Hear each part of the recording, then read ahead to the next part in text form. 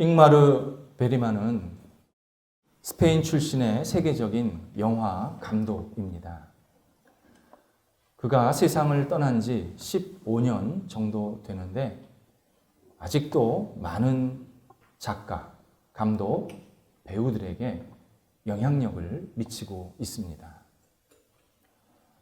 스페인 국가는 자신들의 지폐에 이 사람의 얼굴을 새겨 넣어서 국가적 영웅으로 대접을 하고 있습니다. 우리나라에 10,000원짜리 정도, 그 동네에서는 20,000원 정도 되는 것, 그 지폐에 세종대왕 같은 그러한 존재로 여기고 있습니다. 안타깝게도 기독교 신앙을 가졌다가 떠난 대표적인 인물입니다. 그가 이런 경험을 하게 되었습니다. 어느 날 클래식 음악을 감상하고 있었습니다. 그런데 마치 자신이 꿈을 꾸는 것처럼 큰 성당으로 들어가는 상상을 하게 되는 겁니다. 클래식 음악이 다수 기독교 신앙을 바탕으로 작곡된 곡들이 있기 때문에 이러한 결과들이 있었던 겁니다. 그가 성당 내부 안에 자세히 하나씩 들여보다가 큰 중앙에 있는 예수님의 초상화 앞에 탁 서게 됩니다. 그리고 도발적인 질문을 합니다. 물론 상상 속에서 지금 하는 말입니다. 당신, 나에게 말해보시오. 당신이 살아있다고, 당신이 어떤 존재라고 나한테 똑바로 말해주시오. 당신이 나한테 말하지 않으면 나는 절대 이 성당을 나가지 않겠소. 이렇게 외쳤습니다. 당연한 결과지만 초상화 속의 예수님은 한마디도 하지 않으십니다. 그는 이 경험을 근거로 그해 침묵이라는 영화를 제작합니다. 수많은 사람들이 신을 믿고 따랐지만 다양한 이유로, 정말 각양각색의 이유로 신께 실망을 하고 결국 하나 둘씩 다 신을 떠나게 되었다라는 줄거리입니다. 그리고 이 영화를 기점으로 그도 기독교 신앙을 완전히 저버리게 됩니다. 하나님은 침묵하신다.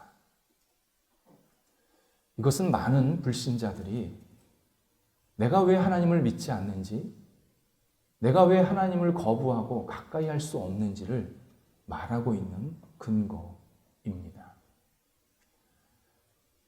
적지 않은 신앙인들조차도 하나님의 침묵 때문에 신앙의 이 굴레에 갇혀서 헤어나오지 못하는, 그래서 결국 신앙의 자리를 자꾸 떠나게 되는 그러한 결과를 갖게 하는 이 중요한 내용입니다. 내가 이렇게 열심히 기도하는데 하나님이 응답해 주셔야 합니다. 내가 진지하게 하나님의 뜻을 묻는데 하나님도 진지하게 나에게 이게 내 뜻이다, 이렇게 해라 말씀하셔야 합니다. 내가 궁금한 거 너무 답답해서 힘든데 내가 주님 앞에 정성스럽게 물어보면 하나님도 저에게 따뜻하게 이것은 이렇게 돼서 이런 일이 생긴 거란다 라고 설명해 주셔야 합니다. 그런데 하나님은 제게 한마디도, 하나의 행동도 하시지를 않으십니다. 이렇게 생각하면서 결국 신앙의 회의를 느껴서 신앙의 자리를 벗어나는 모습을 보게 됩니다. 당장 불의의 문제만 해도 그렇습니다. 세상에는 불의한 일이 너무 만연합니다. 이 불의 때문에 많은 사람들이 피해와 고통을 호소하고 있습니다. 하나님, 왜 이런 불의가 일어납니까? 이거 해결해 주셔야 합니다. 그리고 저 불의를 일으킨 사람들 하나님께서 처벌해 주셔야 합니다. 저 이렇게 못 삽니다. 울부짖으면서 하나님의 도움을 요청하지만 하나님은 한마디도 하시질 않고 어떤 행동도 하시지 않는 것처럼 보입니다. 오히려 불의를 행하는 그 사람이 떵떵거리면서 잘 먹고 잘 사는 모습을 보면 분노가 머리 끝까지 올라오는 그러한 모습들을 우리가 종종 목격하게 됩니다. 그래서 구약 성경에서 일부 사람들도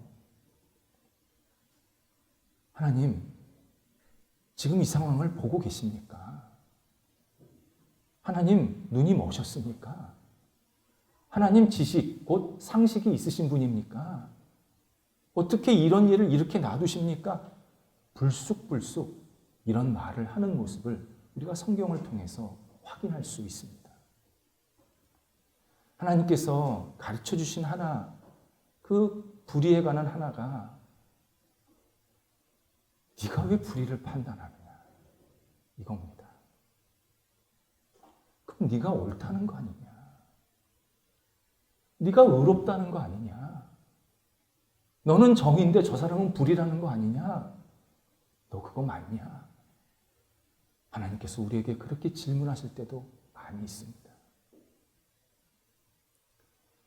이러다 보니까 많은 불신자들은 하나님에 대한 여러 가지 표현들을 그냥 상징적인 언어라고 받아들입니다.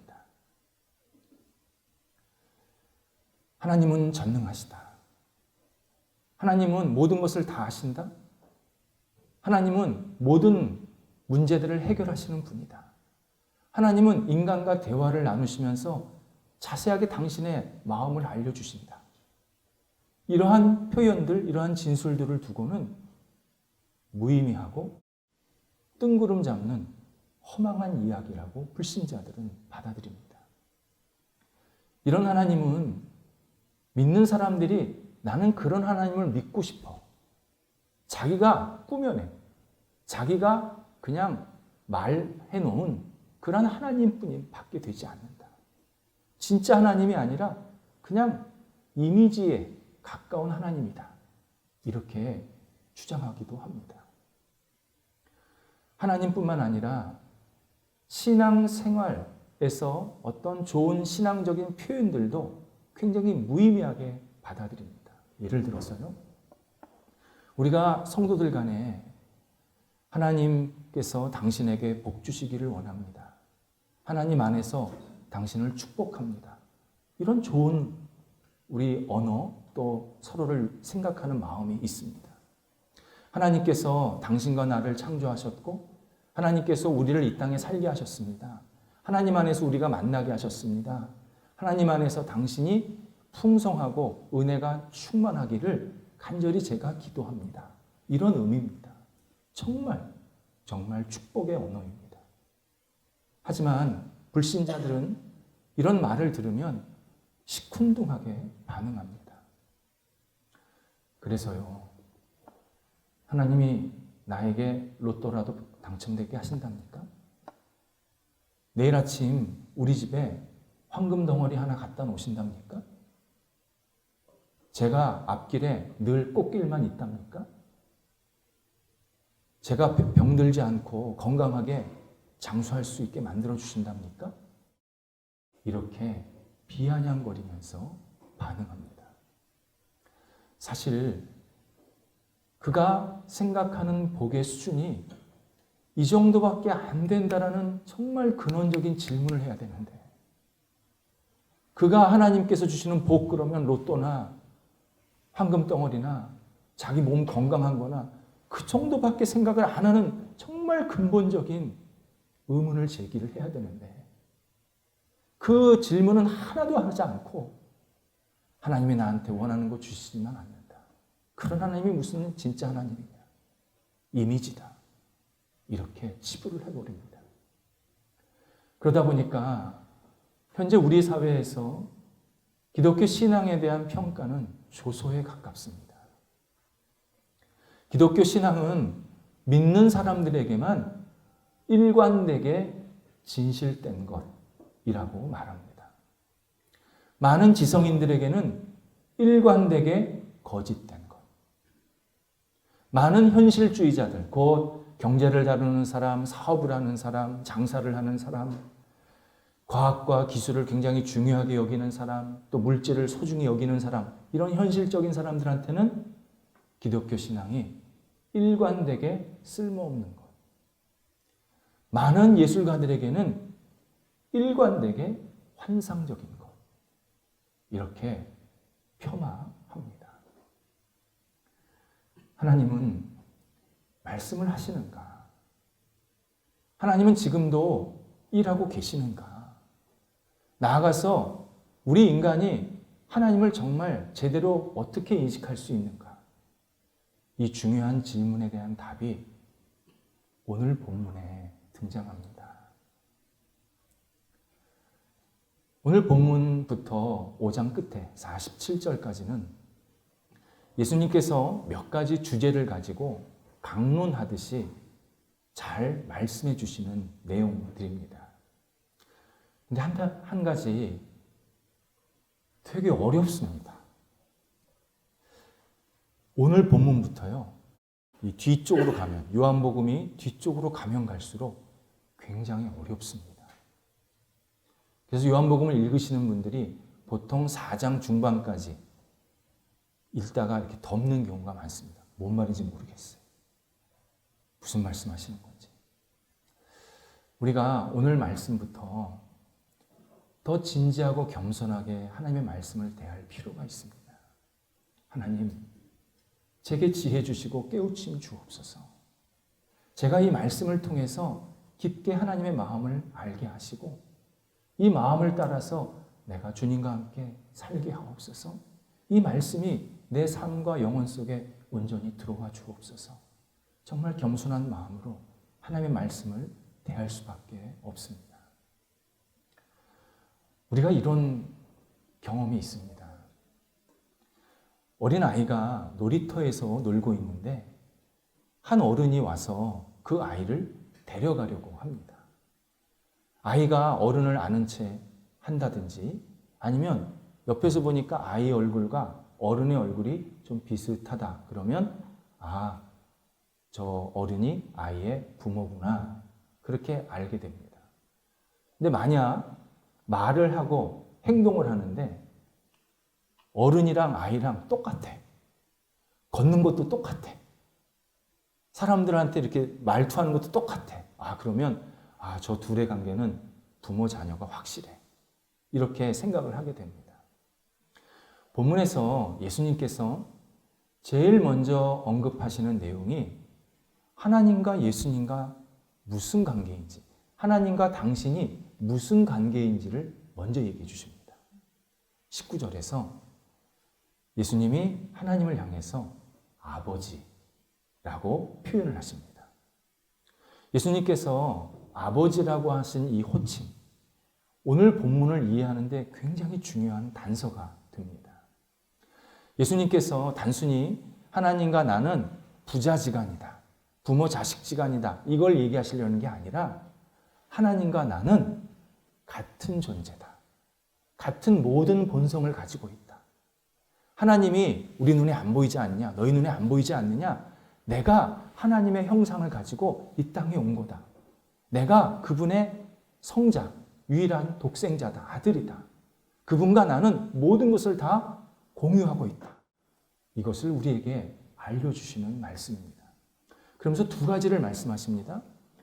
내가 예수님이 오래전에 영원 전부터 아버지이신 하나님이 하시는 일을 다 보았다. 곧 경험했다. 이렇게 말씀해 주시고 또 하나가 예수님이 오래전부터 하나님이 하시는 일을 같이 하셨다. 동참하셨다. 이렇게 두 가지를 말씀하십니다.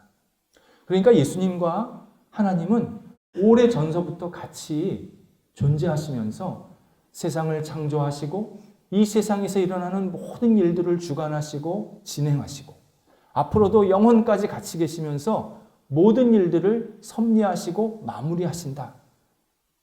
하나님과 예수님이 그 일을 같이 하신다라고 말씀하시는 겁니다.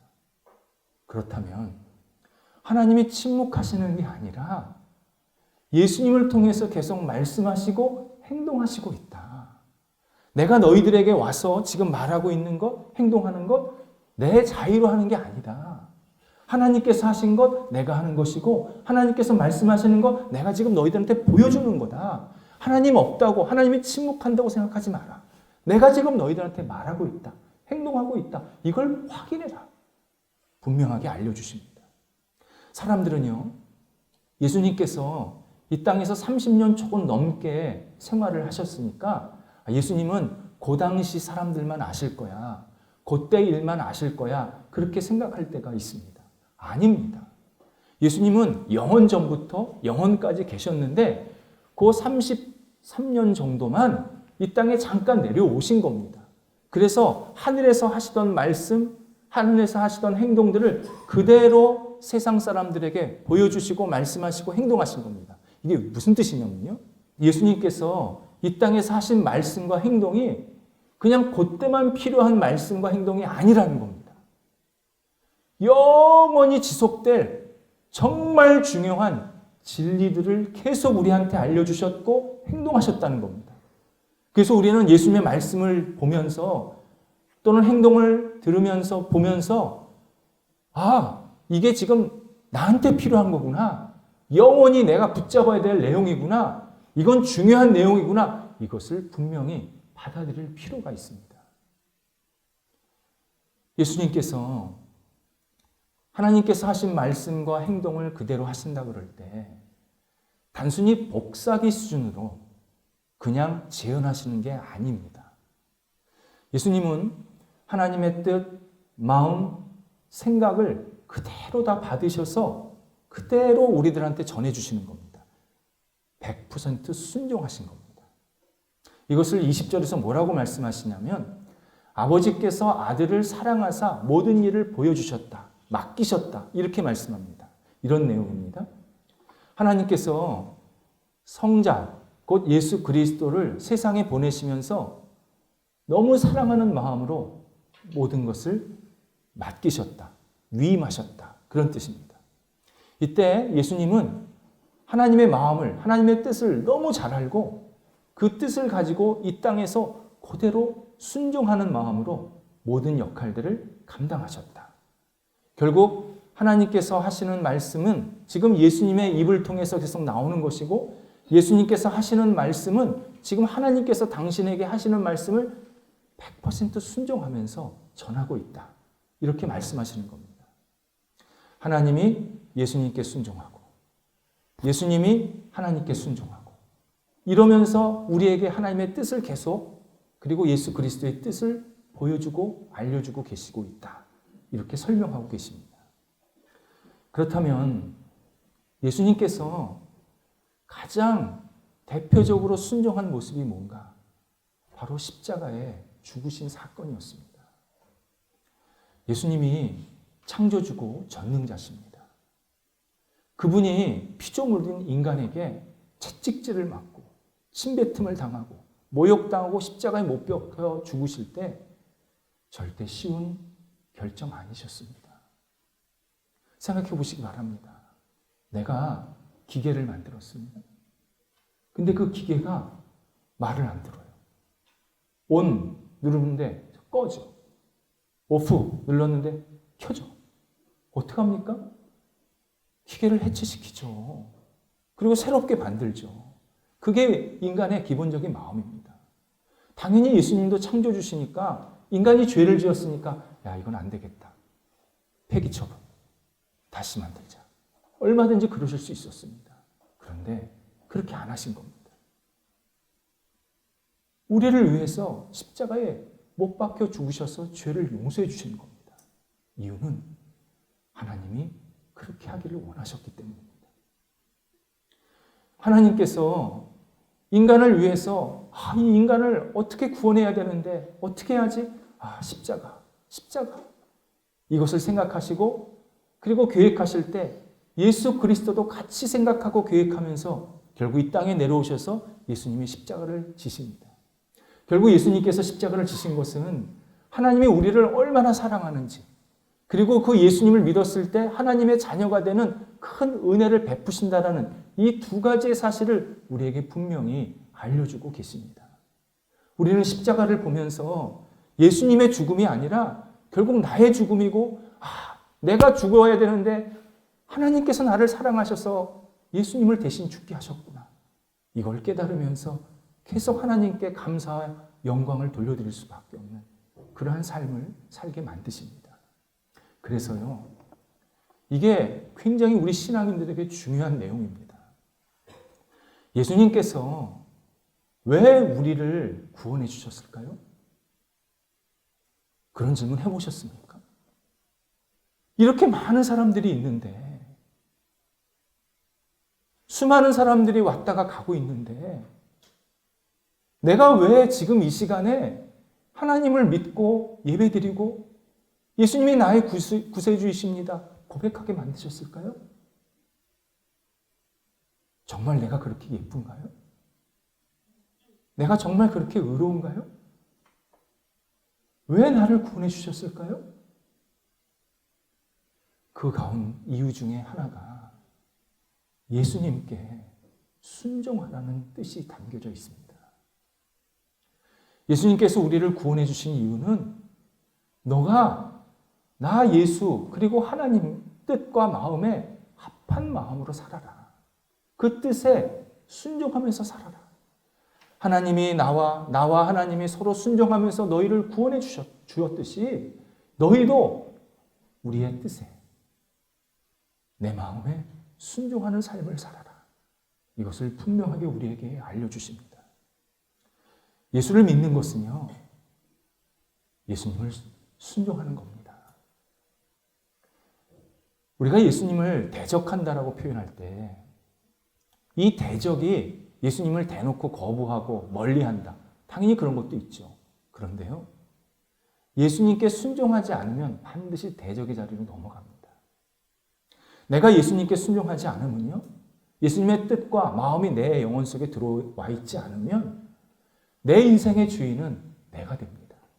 내가 말로는 예수님을 믿는다고 하지만 실제로 내가 하는 모든 행동과 말은 다 내 기준, 내 판단, 내 생각, 내 마음이 완전히 주인이 된 상태입니다. 그러다 보면요, 시간이 지나면 지날수록 예수님이 내 마음속에 자꾸 빠져나가서 예수님과 나와의 거리가 태평양보다 더 넓은 그러한 빈 공간이 생깁니다. 결국 내가 예수님과 상관없이 살게 됩니다. 나는 예수님의 뜻과 예수님의 마음과 전혀 상관없는 말과 행동을 계속하면서 말로는 내가 신앙생활 합니다 라고 얘기하는 겁니다. 그러다 보면 내 신앙생활이 정말 예수님이랑 관계없는 예수님을 대적하는 모습으로 변질될 수밖에 없는 게 우리의 실제적인 존재의 모습입니다. 예수님께서 하나님께 순종하는 마음으로 십자가를 지셨더니 예수님께서 가지고 오신 것보다 더 큰 일을 맡기셨다. 하나님께서 20절에서 그렇게 예수님을 통해서 말씀하고 계십니다. 더 큰 일을 맡기셨다. 더 큰 일을 보이셨다. 할 때 그 더 큰 일이란 그 다음 구절에 계속 나옵니다. 먼저 21절에서 더 큰 일 중에 하나가 예수님이 생명을 주시는 권세를 가지고 이 땅에 오십니다. 구약성경 사무엘상 2장 6절에서 사람을 살리고 죽이고 수월, 지옥에 내려가게 하고 올라오게 하시는 분은 오직 하나님입니다. 이렇게 고백하는 장면이 나옵니다. 오직 하나님이 사람을 살리고 죽인다는 겁니다. 근데 예수님께서 이 땅에 오시면서 그 생명을 주는 권한을 하나님께 위탁받으신 겁니다. 더 큰 생명을. 그래서 뭐라고 오늘 표현하시냐면은 당신이 사랑하는 사람을 당신이 선택하는 사람에게 생명을 주게 하셨다. 결국 예수를 믿은 사람들이 생명을 얻게 하시고 생명을 있게 하시는데 그 생명을 잇는 것은 하나님이 인정하시는 생명. 하나님이 예수님께 주신 생명이기 때문에 우리가 예수를 믿으면 하나님을 믿는 것이고 예수를 따르면 하나님을 따르는 것이라고 예수님과 하나님이 한 분이시라는 사실을 다시 강조해주고 있습니다. 또 하나가 22절에서 예수님께서 심판하는 권세를 가지셨다, 맡기셨다. 그렇게 말씀하십니다. 신명기 1장 17절에서요. 인간을 재판할, 여기서 재판이라는 뜻이 심판입니다. 우리가 흔히 아는 법정에서 재판의 뜻이 아니라 심판을 얘기합니다. 인간을 심판하실 수 있는 분은 오직 하나님입니다. 이렇게 하나님께서 직접 이스라엘 백성들에게 말씀하십니다. 인간의 마음, 행동, 인간 사이에서 일어나는 모든 일들을 아주 꿰뚫어 보시기 때문에 인간을 가장 올바르게 심판하실 수 있는 분은 하나님밖에 없다라는 뜻입니다. 그런데 예수님께서 이 땅에 오시면서 그 심판의 권한을 예수님께 위탁받으셨다는 겁니다. 그래서 예수를 믿는 사람들에게는 심판을 하지 않으시고 예수를 믿지 않는 사람들에게는 심판에 떨어뜨립니다. 그래서 심판의 권세가 오직 예수님께 있고 결국 그 심판이 하나님의 심판과 같이 연결되는 이러한 마지막 순간의 일이 우리에게 있을 것이라 분명히 말씀해 주십니다.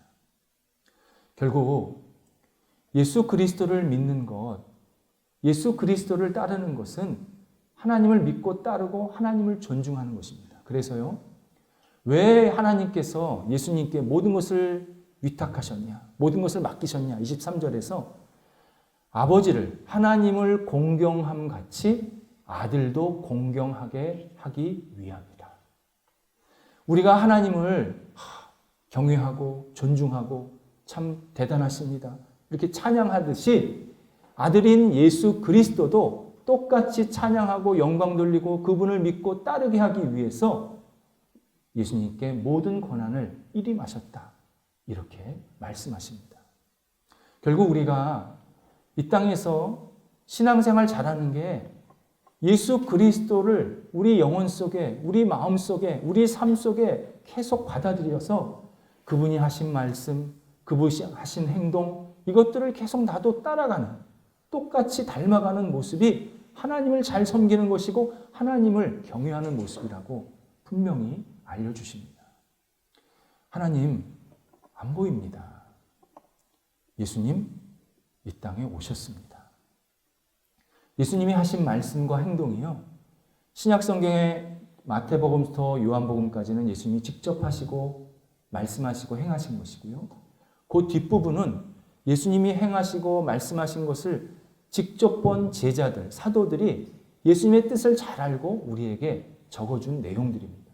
결국 신약성경 전체, 나아가서 구약성경까지 연결되면 하나님은 분명히 말씀으로, 행동으로 예수님을 통해서 우리에게 계속 당신의 뜻과 마음과 생각을 알려주고 계십니다.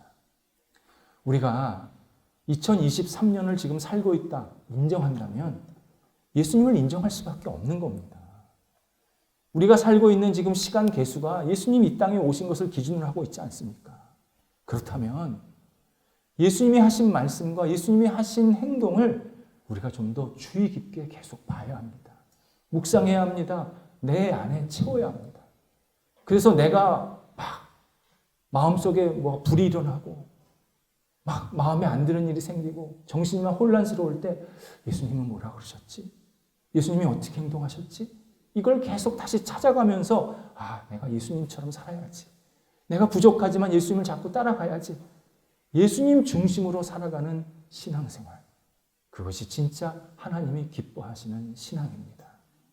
하나님께서 지금 예수 그리스도를 통해서 계속 우리에게 말씀하시고 행동하고 계십니다. 기쁘게 예수 그리스도를 받아들이고 그분과 함께 동행할 때 하나님께 영광이 되는 아름다운 삶이 우리 앞에 펼쳐지게 됩니다. 기도하겠습니다. 하나님, 예수 그리스도의 말씀과 행동이 저희 영혼과 삶의 날마다 인도자 되어 주시고 중심이 되어 주옵소서. 세상 속에서 잘못된 가르침에 헤매지 않게 하시고 세상의 헛된 욕망에 저희들의 마음이 빼앗기지 않게 하여 주셔서 오직 예수님께서 원하시고 기뻐하시는 뜻이 무엇인지 알고 깨달아서 그 뜻 가운데서 날마다 주님과 동행할 수 있도록 저희들을 붙잡아 주시옵소서. 하나님, 저희들에게 예수 그리스도를 보내주신 것 감사합니다. 이 예수님이 저희 가정에, 저희 일터에, 제 인생에 영원토록 인도자 되어 주옵소서. 예수님의 이름으로 기도드립니다. 아멘.